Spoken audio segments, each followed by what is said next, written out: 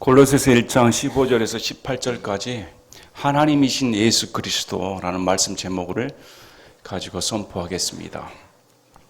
예수 그리스도는 하나님이십니다. 성경은 명백하게 예수 그리스도가 하나님이시다 가르쳐 줍니다. 2000년 전에 골로새 지역에 있었던 교회 내에서도 예수 그리스도의 신성을 의심케 하는 거짓 교사들이 들어왔습니다. 오늘날도 마찬가지입니다. 이단, 사이비 공통적인 특징은 예수 그리스도의 신성을 부인합니다. 어떻게 하든지 예수님의 신성을 깎아내려 그 자리를 교주가 차지한다든지 어떤 지도자가 차지한다든지 교회를 이끄는 사람이 차지한다든지 중재자 역할을 하려고 하는 겁니다. 이런 시도가 2000년 전에도 있었고 지금도 우리들이 아는 바와 같이 교회 내에 아니면 사이비 내에 이단 내에 버젓이 벌어지고 있는 행위들입니다. 여기에 대해 바울은 본문 말씀을 기록하면서 예수 그리스도의 우월성을 가르쳐 줍니다. 이전의 내용 중에 우리가 어떤 자였는가? 하나님과 원수된 자였습니다. 지옥 자식이었습니다. 마귀 자녀였습니다. 어둠의 자녀였습니다. 본질상 하나님과 화목할 수 없었던 그런 인생이었는데 하나님께서 은혜를 베풀어 주셔서 어둠의 왕국에 건져내어 하나님의 아들의 왕국으로 옮기셨다고 성경은 말씀을 합니다.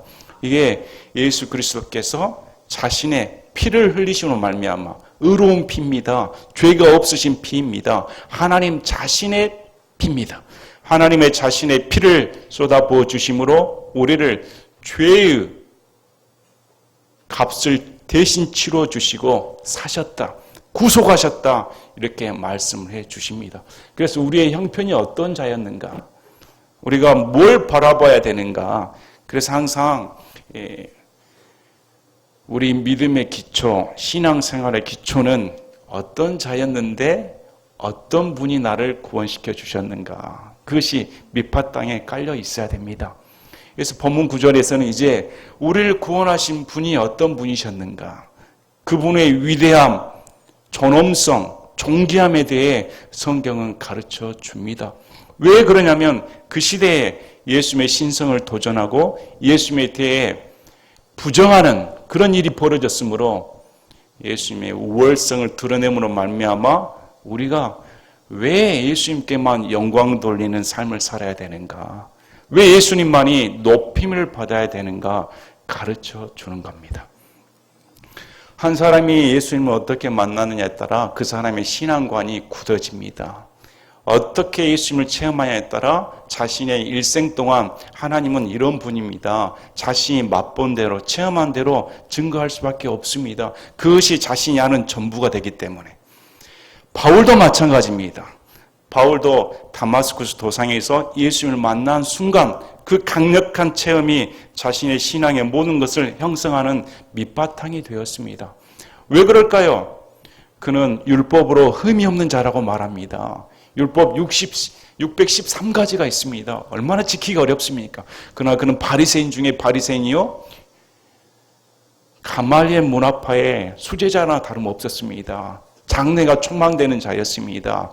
유대 사회에서 일사천리로 성공할 수 있는 촉망받는 청년이었습니다. 율법에 흠이 없도록 열심히 쏟아낸다는 그 자.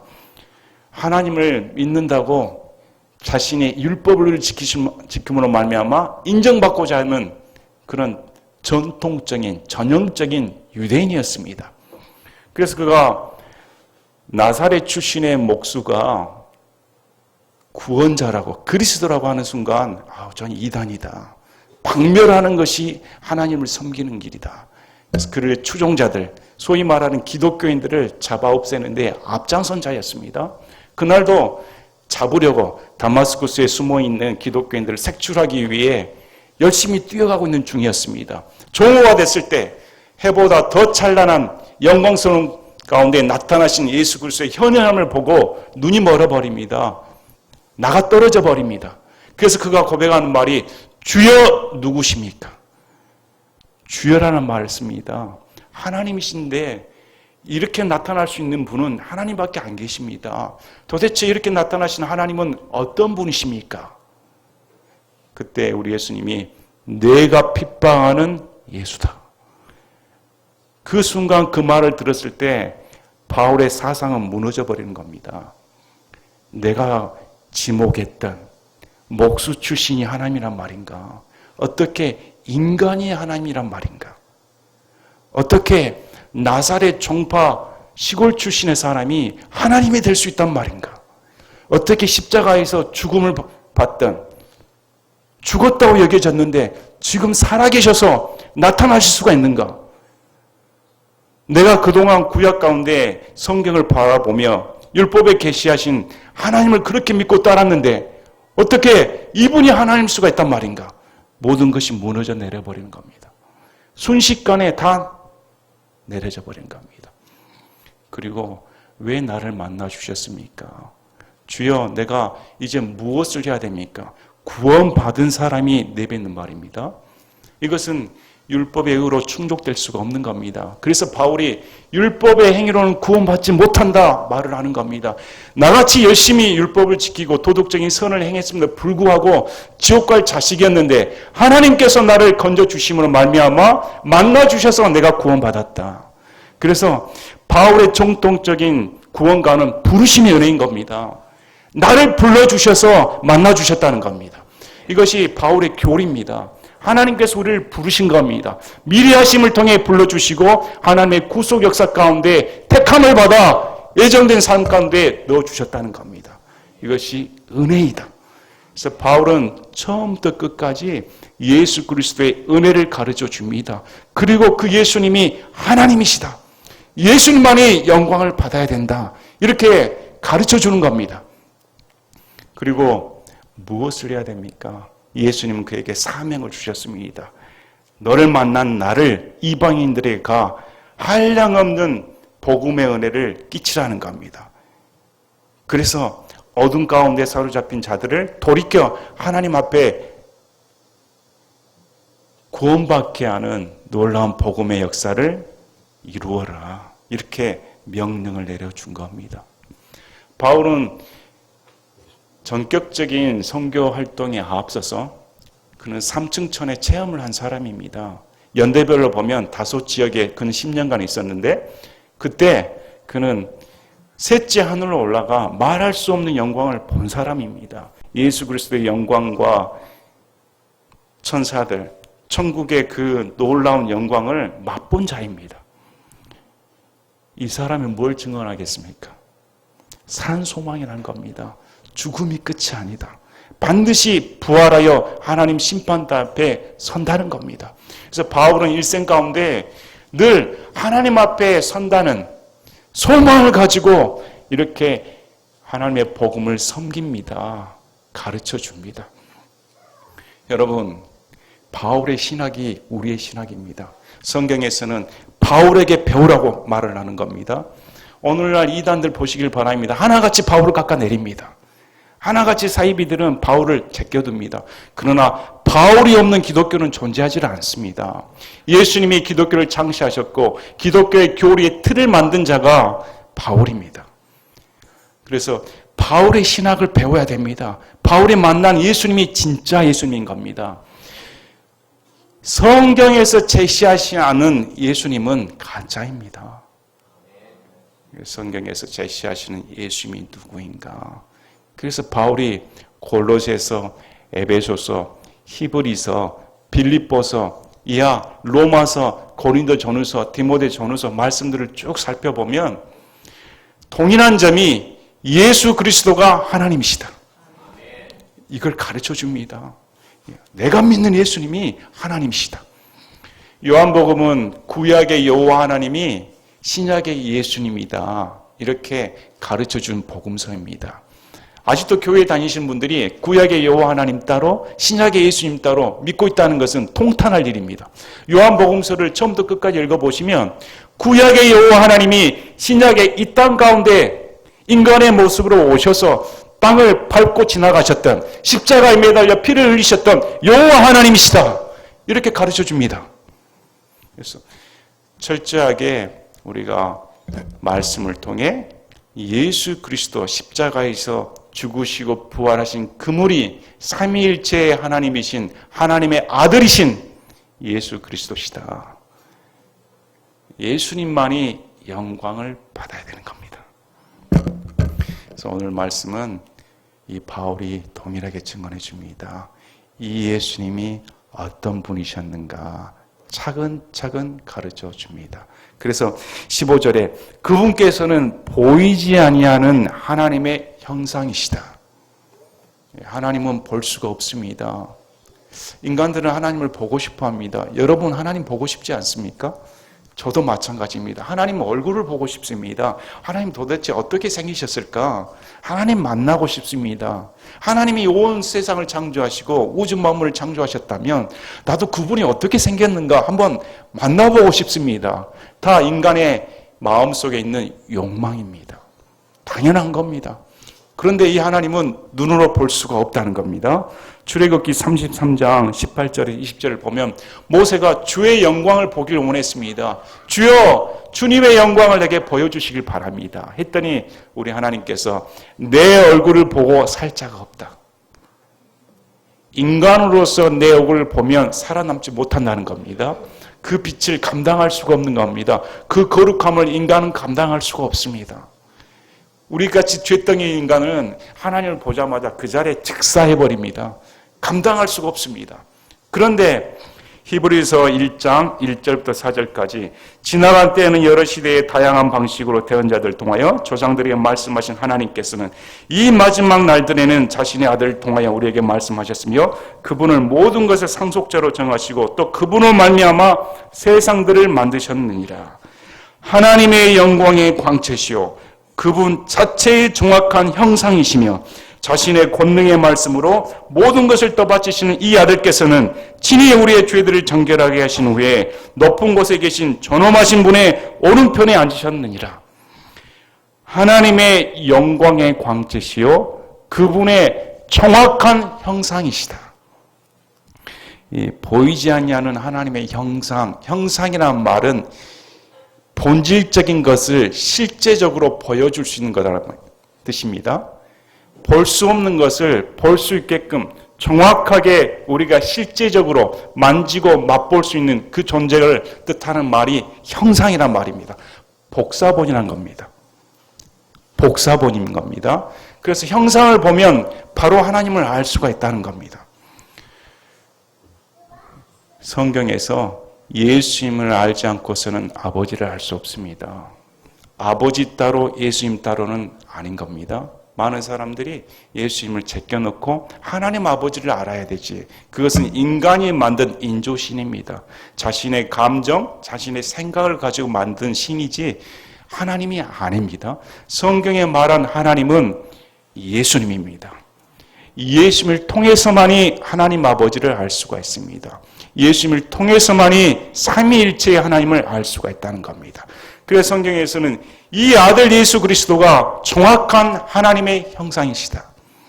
왜 이 표현을 적어줬을까요? 골로새 성도들이 예수 그리스도를 제껴놓고 하나님 아버지께 나가려고 했다는 겁니다. 예수 그리스도보다 더 나은 중재자를 찾고자 했다는 겁니다. 그러나 성경에서는 예수 그리스도를 제껴놓고 하나님 아버지께 올 수 없다는 겁니다. 예수 그리스도를 제껴놓고는 하나님 아버지를 절대 알 수 없는 겁니다. 여러분의 신앙의 기초, 우리의 신앙의 기초는 오직 예수님을 바라보는 것뿐입니다. 자, 그래서 빌립보서 2장 6절 11절에도 바울은 동일하게 소수를 합니다. 그분은 하나님의 형체로 계심으로 하나님과 동등함을 강탈로 여기지 아니하셨으나 스스로 무명한 자가 되사 자기 위에 종의 형체를 취하시고 사람의 모습이 되셨으며 사람의 모양으로 나타나서 자기를 낮추시고 죽기까지 순종하셨으니 그 십자가의 죽음이라. 하나님이신 그분이 스스로 무명한 자가 되어 죽을 수 있는 인간의 몸으로 오셔서 십자가에 죽으셨다는 겁니다. 이것은 인간의 철학, 당시 골로새 성도들은 철학에 심취했습니다. 사람들의 지혜에 심취를 했습니다. 그러나 바울이 말하는 지혜, 바울이 말하는 하나님의 근원은 십자가에 달리신 예수님이란 겁니다. 이게 하나님의 지혜의 모든 것이 총체적으로 들어가 있다는 겁니다. 이 세상 철학은 가르쳐 주질 않습니다. 이 세상의 철학은 인간이 만들었으므로 인간의 한계에 있는 겁니다. 그들은 영적인 존재를 모릅니다. 그들은 하나님이 누군지를 모릅니다. 그들은 죽음 이후의 세계, 심판과 지옥과 천국에 대해 대답을 할 수 없습니다. 그러나 성경은 우리에게 가르쳐 줍니다. 너희는 죄인이고 반드시 심판받는다. 죽음 이후에 지옥과 천국이 있으며 예수 그리스도의 믿음을 통해 오로지 천국 갈 수 있는 방법은 믿음밖에 없다는 겁니다. 이것은 세상 철학으로 가르쳐 주지는 않는 겁니다. 모르는 겁니다. 그래서 지혜의 근본, 모든 지식의 충만함은 예수 그리스도 안에 있다는 겁니다.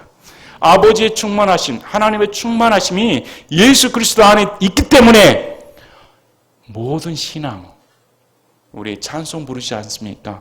예수도 알기 원함은 크고도 넓은 우리 소망인 겁니다. 대속해 주신 그 사랑 알기 원하네. 예수님을 알기 더 원해야 되는 겁니다.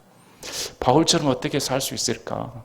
어떻게 바울처럼 매 순간을 그리스도의 죽으심과 부활함에 동참하고자 그렇게 예를 쓸 수가 있을까? 참 놀라울 따름입니다. 거의 바울이 집필한 이런 기독교 사상과 말 한마디 한마디는 범인은 따라갈 수가 없습니다. 이런 말 구절구절 하나는. 자, 모든 창조물의 처음 난 자이시니 이렇게 기록되어 있습니다. 여기서 일부 사람들은 오해할 수가 있습니다. 아유, 하나님 아들이 아버지로부터 지음받은 존재인가? 모든 창조물보다 처음 났다고 하니까. 그래서 국어를 잘해야 됩니다. 뒷구절을 보면 우리 예수님이 모든 만물을 창조하신 창조주이시다 이렇게 말합니다. 그러므로 여기서 처음 난자다는 말은 창조된 창조물이 아니고 먼저 났다는 말은 으뜸이란 말입니다. 시간적인 면에서도 으뜸이고 상속자로서의 으뜸이란 말입니다. 지위적인 면에서 으뜸이란 말을 표현을 쓸 때 먼저 난 자이다 이렇게 말합니다. 그리고 그 다음에 우리가 왜 존재하는가? 예수님은 우리의 주인뿐만 아니라 온 우주 만물의 주인이라는 사실입니다. 내 일개의 구원자일 뿐만 아니라 온 우주 만물을 통치하시는 지배자가 예수님이다. 이렇게 가르쳐 준 겁니다. 이는 그분에 의해 모든 것이 창조되었기 때문이라. 그래서 바울이 가르쳐 주는 것은 이 예수님이 모든 창조물 중에 으뜸이며 이 모든 창조물들은 예수님에 의해 창조되었다. 예수님이 창조주이시다. 이렇게 가르쳐 줍니다. 하늘에 있는 것들과 땅에 있는 것들, 보이는 것들과 보이지 않는 것들, 곧 왕자들이나 통치자들이나 정사들이나 권능들이나 모든 것이 그분에 의해 창조되고 그분을 위하여 창조되었느니라. 당시에는 영적인 세계에 대해 관심이 많았습니다. 유대인들은 천사들을 계급으로 나누었습니다.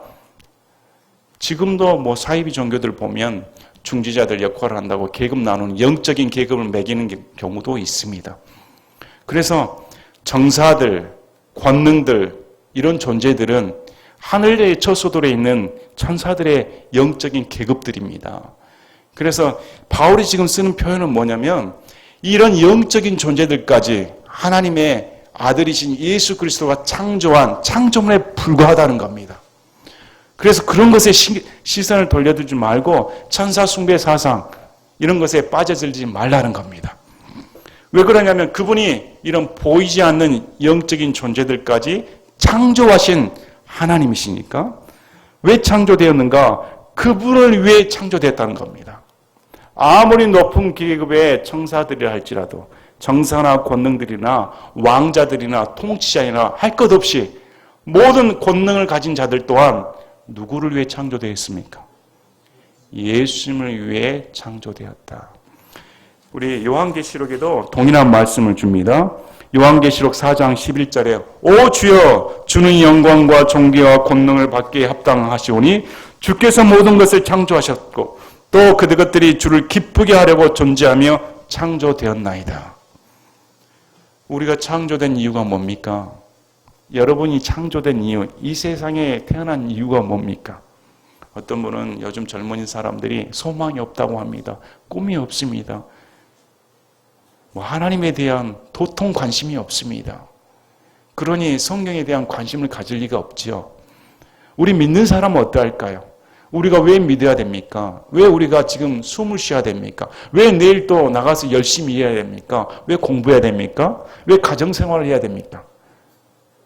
왜 부모는 부모 노릇을 잘해야 됩니까? 나옵니다. 그분을 위해 창조되었고 그분께 영광 돌리기 위해 사는 겁니다. 내 삶 자체가 먹고 마시고 내일 숨쉬고 하루하루 살아가는 자체가 그분을 위해 창조되었다. 그래서 모든 것이 예수님의 관점으로 봐야 되는 겁니다. 자, 요한복음 말씀을 이제 살펴보겠습니다. 요한복음 말씀을 보시면서 왜 예수님께서 하나님이신가? 또 왜 예수님이 하나님과 완벽하게 일치를 이루시는가? 아버지는 하나님과 아들이신 예수님이 완벽한 하나이십니다. 요한복음 1장 1절, 2절, 3절 처음에 말씀이 계셨고 말씀이 하나님과 함께 계셨으며 말씀이 하나님이셨더라. 그분께서 처음에 하나님과 함께 계셨고 모든 것이 그분에 의해 만들어졌으니 만들어진 것 중에 그분 없이 만들어진 것은 하나도 없었더라. 말씀이신 우리 예수님께서 창조주가 되십니다. 요한복음 1장 18절에 어느 때는 아무도 하나님을 보지 못하였으되 아버지 품속에 계신 독생자께서 그분을 밝히 드러내셨느니라. 어느 때나 아무도 하나님을 본 자가 없었습니다. 그래서 아버지 하나님의 인생들에게 나란 이런 존재이다 보여주기 위해 오신 분이 아들이신 예수님인 겁니다. 요한복음 8장 54절에는 놀라운 말씀이 기록되어 있습니다. 예수님께서 이렇게 대답합니다. 내가 내게 종기를 돌리면 아무것도 아니다. 그러나 내게 종기를 돌리는 분이 계시니 곧 너희가 말하는 하나님이시다. 아버지께서 아들이신 예수님께 종기를 돌려드린다는 겁니다. 여러분 이게 이해가 되십니까? 어떻게 우리가 생각하기에 열등하다고 생각할 수가 있습니다. 아버지는 더 높고 아들은 더 낮다고 우리 이성적인 생각을 하는데 성경은 그렇게 말하지 않는다는 겁니다. 아버지께서 아들에게 종기를 돌려드린다. 높여드린다는 겁니다. 왜 그럴까요? 아들이신 그분은 아버지의 말씀과 아버지의 행동을 100% 완벽하게 성취하시는 분입니다. 우리 하나님께서 변화산 사건을 통해 이제는 예수님의 말을 들으라는 겁니다. 그래서 예수님을 영화롭게 하는 것이 아버지를 영화롭게 하는 겁니다. 예수님을 존귀하게 하는 것이 아버지를 존귀하게 하는 겁니다. 요한복음 8장 58절에 예수님께서 그들에게 이르시되 진실로 진실로 내가 너에게 이르노니 아브라함이 있기 전에 내가 있느니라. 아브라함은 예수님이 태어나기 전에 약 2000년 전의 사람입니다. 예수님이 2000살이 드시지는 않았죠. 근데 예수님께서 말씀하시기 전에 아브라함이 이 세상 가운데 있기 전에 나는 이미 존재한 자이다. 영원한 자이라는 겁니다. 요한복음 10장 30절에 나와 내 아버지는 하나이다. 예수님이 직접 언급하신 말씀입니다. 아버지와 나는 하나이다. 그래서 기독교는 삼위일체 하나님을 믿습니다. 아버지와 말씀과 성령님 이 세 분은 한 하나님이시다. 한 하나님 안에 세 분이 계신다는 겁니다. 한 하나님 안에.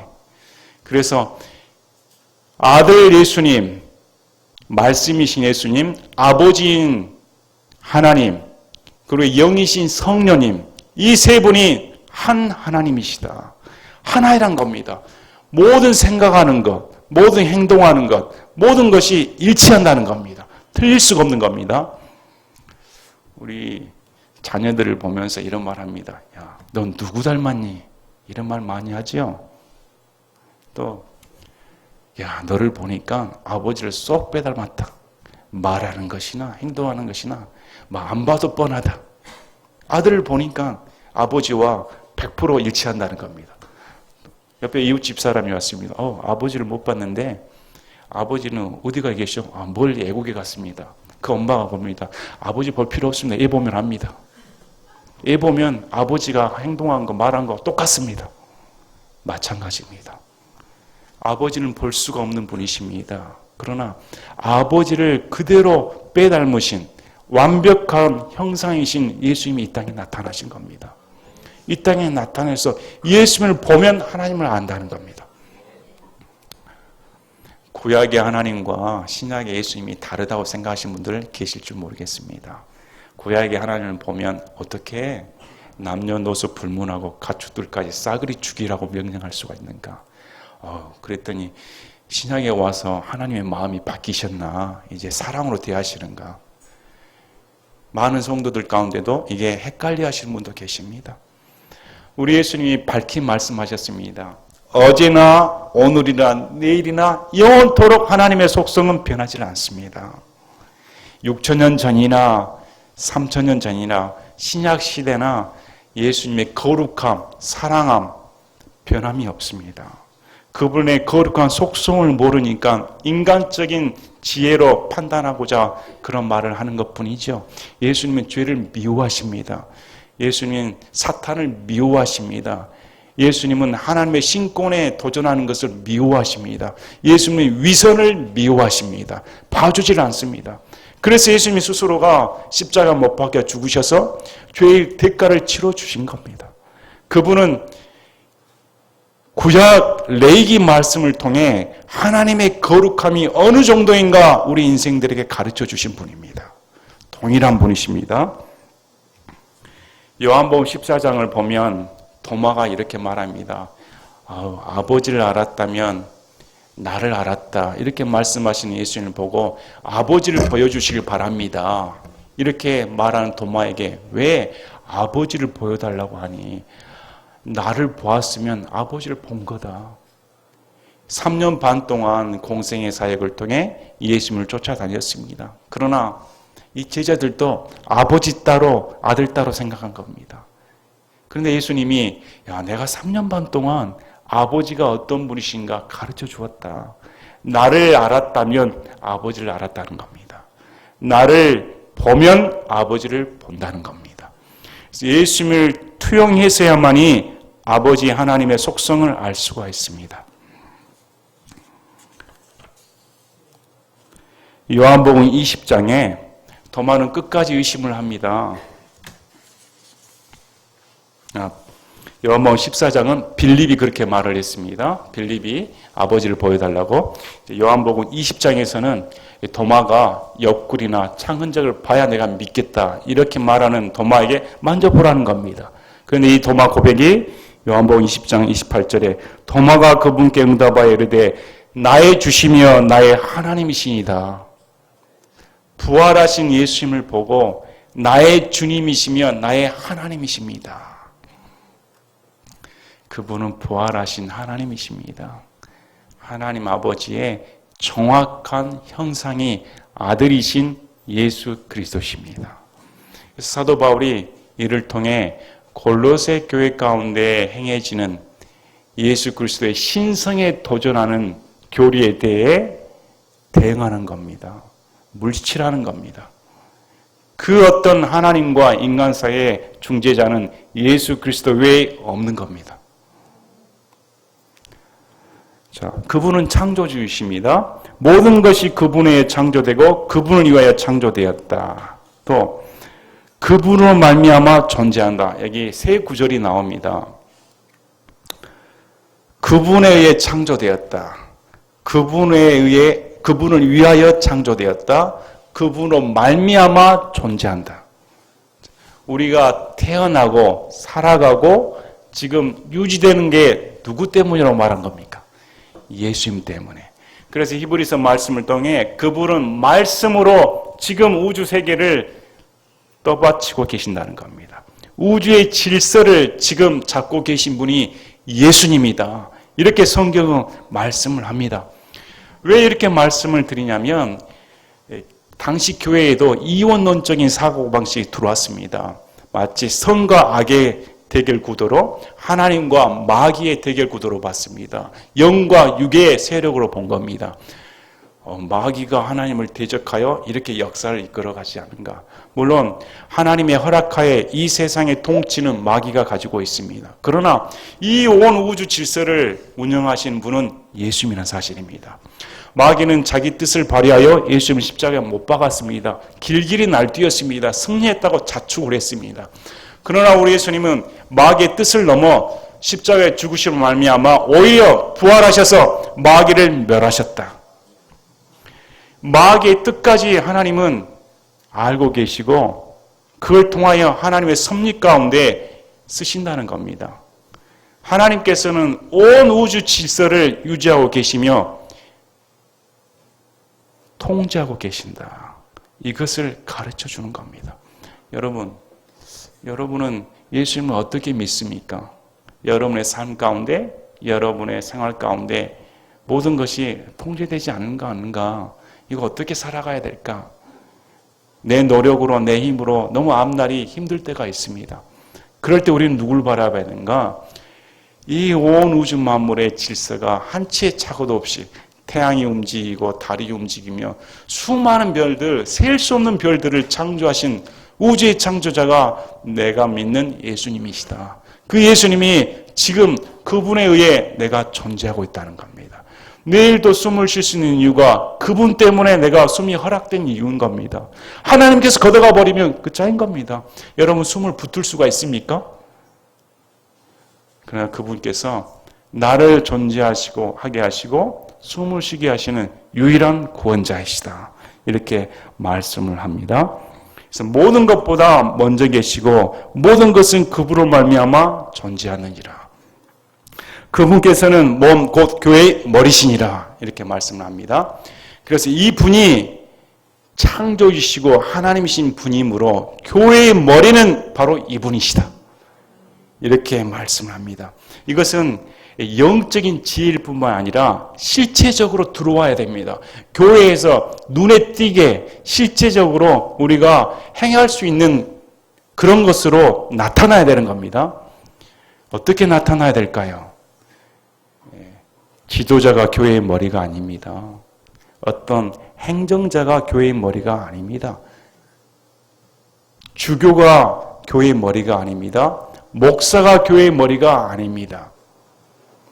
제가 이전 교회 다닐 때 어떤 분이 오셔서 이 교회가 누구 겁니까? 했더니 그분이 하시는 말씀이 이 교회는 누구 목사 겁니다. 저는 피가 거꾸로 쏟는 줄 알았습니다. 내가 다니는 교회가 목사 거예요? 그래서 제가 나온 이유입니다. 여러분 만약에 제가 어떤 분이 와서 이 교회는 한재석 목사 것입니다 하면 다 떠나십시오. 있을 필요 없는 겁니다. 여러분 교회가 누구 겁니까? 예수님 겁니다. 이것은 실제적으로 들어야 되는 겁니다. 여러분 교회의 머리가 예수 그리스도 한 순간 누구의 통치를 받아야 됩니까? 예수 그리스도의 통치를 받는 겁니다. 여기서 투표해서 통치를 받는 거 아닙니다. 여기서 누가 지도자가 결단을 내린 것이 아닙니다. 성경 말씀이 우두머리가 되는 겁니다. 성경 말씀에 예수님이 어떻게 통치하시는가. 자유가 보장되는데 많은 사람들은 그러면 그렇게 말을 하면 질서가 무너지지 않지 않습니까? 아닙니다. 예수 그리스도를 머리로 생각하는 사람은 목사에게 순종 안 할 수가 없습니다. 왜 그러냐면 예수 그리스도가 질서의 하나님이니까. 성경에서 말하는 자유는 질서를 존중하는 자유입니다. 성경에서 말하는 자유는 책임감이 있는 자유입니다. 세상 사람이 말하는 자유는 제멋대로이죠. 그러나 교회에서 말하는 자유는 성경 말씀에 기반을 둔 질서가 있는 자유입니다. 방종을 허락하지 않습니다. 그래서 원인과 결과를 바꾸어서 행동하니까 문제가 발생하는 겁니다. 우리 개개인의 양심에 따라 하나님 말씀에 비추어 내가 과연 교회의 머리를 예수님으로 따르고 있는가? 예수님 과연 우리 교회의 머리가 되고 계시는가? 우리 에베소서 말씀을 통하면 이렇게 말합니다. 3장 8절, 9절, 10절 그분께서 모든 성도들 중에서 가장 작은 자보다 더 작은 나에게 이 은혜를 주신 것은 헤아릴 수 없는 그리스도의 부요함을 내가 이방인 가운데 선포하게 하고 또 예수 그리스도에 의해 모든 것을 창조하신 하나님 안에 세상이 시작된 이후로 감추어져 온 이 신비에 참여하는 것이 무엇인지 모든 사람들이 보게 하려 하심이라. 그 목적은 그분께서 이제 교회를 사용하사 하늘의 초소들에 있는 정사들과 권능들에게 하나님의 갖가지 지혜를 알게 하려 하심이라. 교회는 하나님의 충만하심이 들어있는 곳입니다. 에베소서 말씀을 통해 교회는 예수 그리스도의 몸이다. 모든 만물의 충만함이 깃든 곳이라는 겁니다. 그래서 이 교회를 사용하여 천사들에게, 마귀들에게 가르쳐 주는 겁니다. 이 교회가 어떻게 형성이 되었는가? 교회를 시작하신 분이 누구십니까? 예수님입니다. 교회의 몸이 누구십니까? 예수님입니다. 교회의 머리가 누구십니까? 예수님입니다. 우리가 교회 안에 예수님의 모든 충만함이 깃들어 있는 곳이다. 영광스러움을 알아야 됩니다. 우리한테 베풀어진 그 부유한 은혜가 얼마나 큰가를 알아야 됩니다. 교회를 쉽게 생각하지 마시길 바랍니다. 교회라는 공동체, 구원받은 공동체가 그렇게 쉬운 동체가 아닙니다. 하나님의 충만하심이 깃든 곳이다. 이렇게 말합니다. 그래서 로마서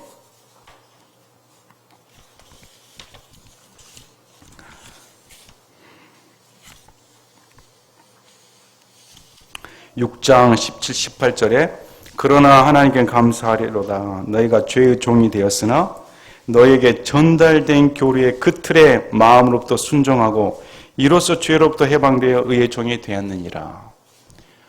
로마서 기록하면서 내가 너에게 전달해 준 교리의 틀에 너희가 순종하여 죄의 종에서 해방되어 의의 종이 되었다. 교리의 틀로 말을 합니다. 교리의 틀, 우리는 교리에 갇혀 있어야 됩니다. 교리에 밖으로 나가서는 안 됩니다. 그러면 교리의 틀이 무엇인지를 알아야 되는 겁니다. 너무 많은 사람들이 교리에 무지합니다.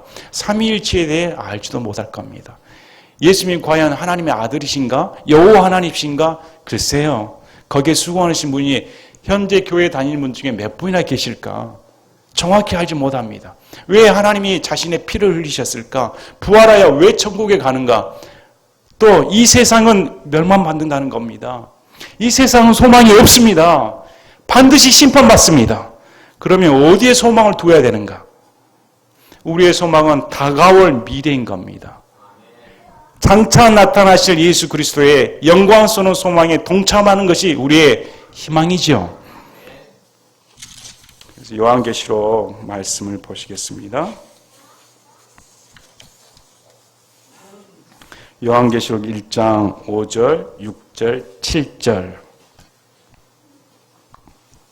5절 후반부터 제가 읽겠습니다. 우리를 사랑하사 자신의 피로 우리의 죄들로부터 우리를 씻으시고 하나님 곧 자신의 아버지를 위해 우리를 왕과 제사장으로 삼으신 분께 즉 그분께 영광과 통치가 영원무토록 있기를 원하노라. 아멘. 보라 그분께서 구름들과 함께 오시느니라. 모든 눈이 그분을 보겠고 그분을 찌른 자들도 볼 것이요 땅의 모든 족속들이 그분을 인하여 통곡하리니 참으로 그러하리로다. 아멘. 그래서 교회에서는 세상적인 물질적 가치관 가르치지를 않습니다. 교회는 영광스러운 곳입니다. 앞으로 재림하실 예수 그리스도의 영광스러운 복된 소망을 가르쳐 주는 것입니다. 그래서 그분이 모든 만물의 처음 난 자이시고 으뜸이시며 교회의 머리가 되심으로 오로지 교회에서는 예수님께만 영광을 돌려야 된다. 우리 교회가 그런 교회가 되길 희망합니다. 제 바람은 그것밖에 없습니다. 교회에 나온 성도들이 예수님 너무 감사합니다. 예수님을 더 알게 되어 너무 기쁩니다. 예수님이 나의 머리가 되시고 우리 교회의 머리가 되시는 것이 얼마나 큰 영광입니까? 이런 교회가 되기를 희망합니다. 골로새서 말씀을 보면 참 영광스럽다 생각이 듭니다. 우리 예수님이 얼마나 놀라우신 분인가. 요즘에는 밤하늘의 별 보기가 어렵습니다. 공기가 맑은 시골로 가야 밤하늘에 반짝반짝 빛나는 별을 보게 될 겁니다. 그 수많은 별들 중에 지구보다 작은 별들도 있겠지만 지구의 수억 배 되는 별도 많습니다. 어떻게 그런 수많은 별들을 단 하루에 말씀 한마디로 창조하실 수가 있었을까?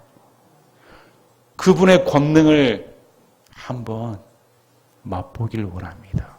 근데 성경에서 그분의 권능이 드러납니다. 마지막 날에 그분께서 자신의 권능으로 우리를 일으키신다는 겁니다. 불러 일으키신다. 휴거되든지 아니면 죽음 이후에 우리가 무덤 속에 있으면 깨어난다는 겁니다. 이런 권능을 가지신 분이 내가 믿는 예수님이시다. 그래서 절대적으로 교회 내에 사람을 높인다든지 인간을 높이다든지 다른 철학, 다른 사상 들어와서는 안 되는 겁니다. 또 신앙생활하면서 많은 분들은 호기심 때문에 예수님을 믿는 경우가 많습니다. 그래서 이 교회 저 교회에 옮겨 다니는 이유 중에 하나가 자신의 호기심이 충족돼야 되니까 이 교회 봤더니 와서 배울 건 다 봤다.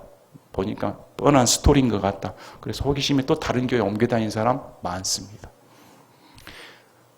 자, 바울은 다른 것 가르치질 않습니다. 바울은 예수 그리스도의 죽으심과 부활뿐입니다. 그것이 전부라는 겁니다. 여러분도 골로새서 말씀을 통해 다시금 깊이 상고해 보시길 바랍니다. 내가 믿는 예수님, 오늘 밤하늘을 바라보며 그분이 내가 존재하는 이유가 되시는 분이시다 고백하는 여러분이 되시기를 바랍니다. 제가 기도하고 마치겠습니다.